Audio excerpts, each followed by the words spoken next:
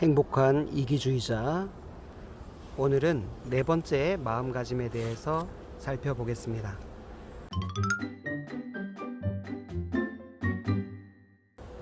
자책도 걱정도 하지 않는다.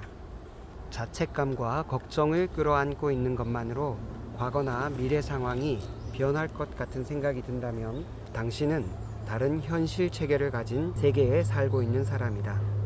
일생에서 전혀 도움이 안 되는 감정이 두 가지 있다. 이미 일어난 일에 대한 자책감과 아직 일어나지 않은 일에 대한 섣부른 걱정이 바로 그것이다. 그렇다. 쓸모라고는 하나도 없는 걱정과 자책감은 서로 짝을 이루고 있다. 이 두 오류지대를 살펴보면 이들이 서로 어떻게 연결되는지 알 수 있다.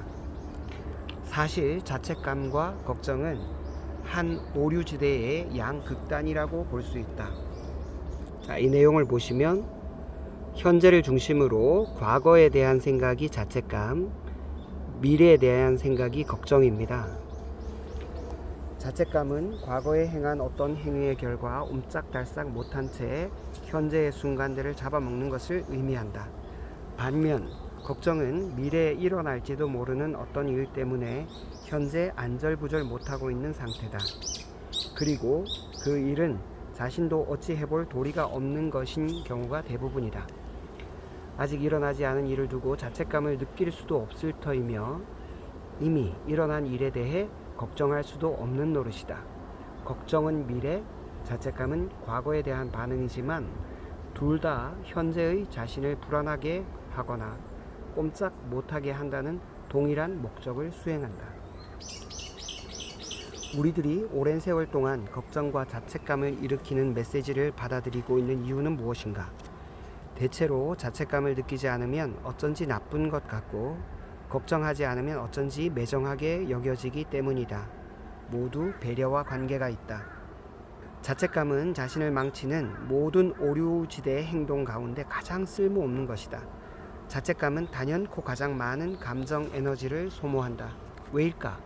자책감이란 문자 그대로 이미 일어난 어떤 일 때문에 현재 옴짝달싹 못하는 감정이며 아무리 자책해봤자 과거는 바꿀 수 없기 때문이다.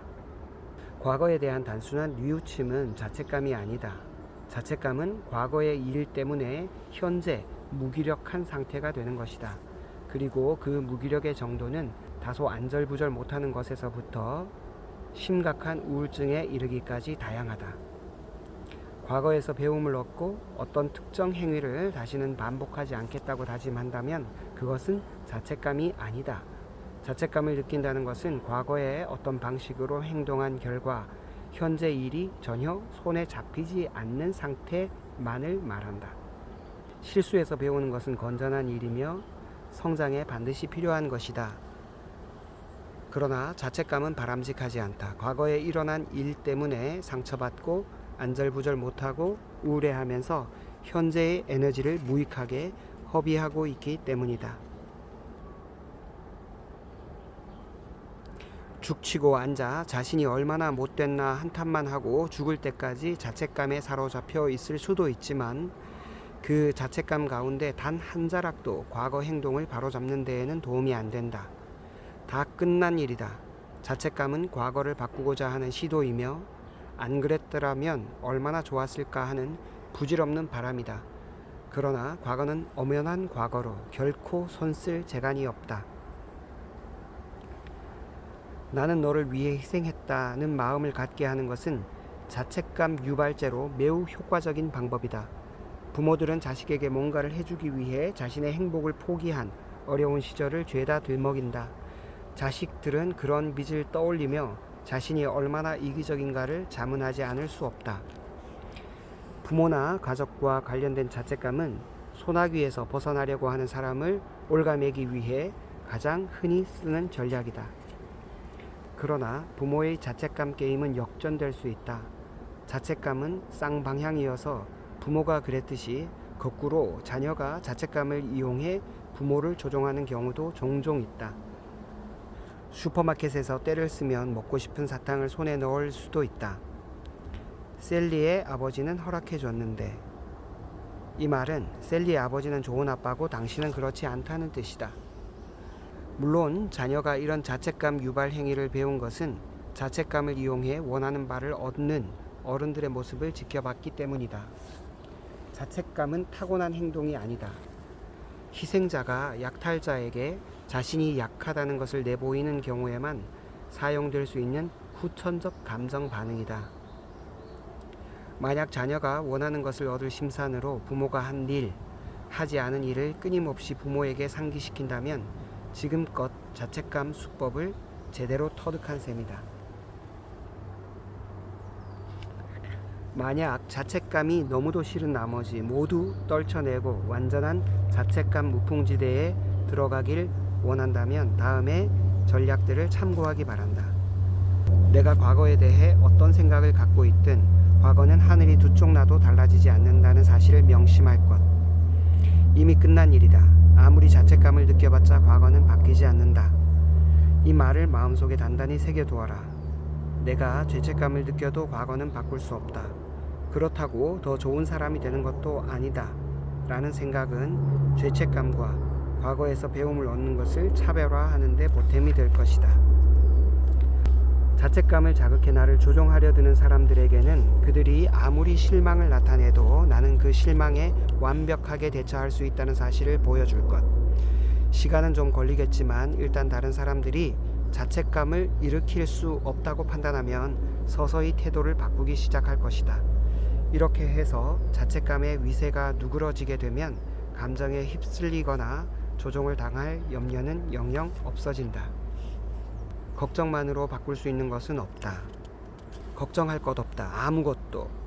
우리는 지금 이 순간에도 그리고 앞으로도 아직 일어나지도 않은 일에 대한 걱정 때문에 노심초사하면서 살아가고 있을지 모른다. 걱정은 현재 일어나고 있는 일 또는 미래에 일어날 일 때문에 현재의 자신을 올가매는 것으로 정의 내릴 수 있다. 걱정을 미래를 위한 계획과 혼동하지 않도록 주의해야 한다. 장래 계획을 세우고 있는 경우라면 혹은 더 알찬 미래에 도움이 되는 경우라면 그것은 걱정이 아니다. 걱정이란 미래에 일어날 일 때문에 지금 어떤 식으로든 활력이 무뎌지고 매사에 의욕을 잃는 상태만을 말한다. 우리 사회는 자책감을 조장하듯 걱정도 키운다. 다시 한번 말하건대 걱정은 걱정을 배려와 동일시하는 생각에서 출발한다. 누군가에게 관심이 있다면 그 사람에 대해 걱정해야 마땅하다는 논리다. 물론 걱정되지. 누군가를 좋아한다면 당연한 거 아니야? 그러니까 사람들은 적당한 시간에 적당한 양의 걱정을 하면서 자신의 사랑을 증명하는 셈이다. 걱정이 주는 보상의 실체. 걱정을 없애려면 걱정 이면의 원인을 이해할 필요가 있다. 늘상 걱정을 끌어안고 사는 사람이 있다면 그것은 틀림없이 어제 오늘의 일이 아닐 것이다. 그렇다면 그렇게 걱정을 해서 얻을 수 있는 보상은 무엇인가? 걱정이 주는 보상은 자책감으로 얻을 수 있는 노이로제 보상과 비슷하다. 걱정과 자책감은 둘 다 자신을 껍데기만 남게 하는 행동이며 다만 시간적 기준에서 차이를 보일 뿐이다. 자책감은 과거에, 걱정은 미래에 초점이 맞춰져 있다. 현재는 미래에 대해 집착하고 있을 때가 아니라 충실하게 살아야 할 때라는 점을 명심할 것. 막 걱정을 시작할 참에 걱정으로 허송세월을 하면서 내가 회피하고 있는 일이 무엇인가 라고 자문해 보면 좋다. 그런 다음 내가 기피하고 있는 일이 무엇이 됐건 그 일을 공략하기 시작하라. 걱정의 가장 좋은 해독제는 실행이다. 현재를 살아라. 현재가 바로 자책감이나 걱정에 사로잡힌 행위를 이해하는 열쇠다. 현재를 충실하게 살아가고 과거나 미래에 매몰되어 현재의 순간들을 헛개비처럼 보내지 않는 법을 배워야 한다. 숨쉬고 있는 것은 지금 이 순간뿐이다. 그리고 무익한 자책감과 걱정은 모두 현실 도피 안에서 자행되고 있는 행위다. 지금부터는 제 이야기입니다. 이 과거나 미래에 사로잡히지 않고 현재를 살아가라는 것은 제가 아는 모든 깊은 영적 지혜를 가진 사람들 또는 삶에 대한 통찰을 가진 사람들이 한결같이 하는 말입니다. 과거나 미래라는 것은 다 허상이라는 것이죠. 우리는 과거를 살 수가 없습니다. 늘 현재만 살고 과거라는 것도 잘 생각해 보면 현재의 기억이라고 말할 수 있습니다. 현재 내가 과거에 대한 어떤 기억을 가지고 있는 것이지, 그러니까 과거도 현재의 내 기억과 동일하다는 의미입니다. 그러니까 현재 내가 기억하고 있는 것은 현재의 내 기분 상태와 매우 밀접하게 관계가 있습니다. 과거에 어떤 일이 있었다 하더라도 내가 지금 굉장히 만족한 상태라면 그 과거에 불편하고 나빴던 기억도 좋게 다시 바뀔 수 있습니다. 그러니 과거의 기억이라는 것이 절대적인 사실은 아니죠. 현재의 기분에 굉장히 큰 영향을 받으니까요. 미래라는 것도 마찬가지입니다. 미래라는 것도 현재의 내가 상상하는 것의 다름이 아닙니다. 현재의 상상이 곧 미래이기 때문에 현재의 내가 자신감에 넘치고 내가 굉장히 기분이 고양되어 있다면 미래에 대해서 훨씬 밝게 생각할 수 있을 것입니다. 그렇지만 내가 현재 굉장히 몸도 안 좋고 기분도 안 좋고 그렇다면 미래에 대해서 굉장히 비관적으로 생각하기 쉽습니다. 그러니까 미래라는 것도 어떤 정해진 것이라든지 반드시 일어나게 될 어떤 일이 아니라 현재의 나의 상태와 매우 밀접하게 관계가 있다는 것입니다. 그러고 보면 내가 현재 행복하고 현재 내가 좋은 상태를 유지하는 것, 현재 내가 부정적인 기분에 휩쓸리지 않는 것, 이것이 과거도 구원하고 미래도 구원하는 방식입니다. 그래서 미래를 걱정하기보다 과거에 대해서 후회하기보다 현재 행복하고 지금 주어지는 이 순간을 최대한 만끽할 수 있는 현재에 눈을 돌리는 그 자세가 바로 행복한 이기주의자의 핵심 역량이라고 할 수 있겠습니다. 눈을 과거로 돌리면서 걱정하거나 죄책감에 사로잡히는 것, 눈을 미래로 돌려서 불안하거나 걱정을 하는 것, 이것 전부 다 우리 인생을 낭비하는 것입니다. 자본주의 사회는 늘 우리가 자책하게 만들고 또는 미래에 대해서 불안하게 만듭니다. 그래서 내가 자존감이 낮아져 있다면 좋은 백을 하나 사서 걸쳐보라든지 좋은 자동차를 하나 사서 타보라든지 이렇게 부추기게 되고, 미래가 불안하거나 미래에 대해서 너무 큰 걱정을 하고 있으면 자녀에게 굉장히 무리한 사교육을 시킨다든지 아니면 너무 과도한 보험을 들면서 미래를 대비하려고 한다든지 이런 어리석은 일을 하면서 현재를 낭비하게 됩니다.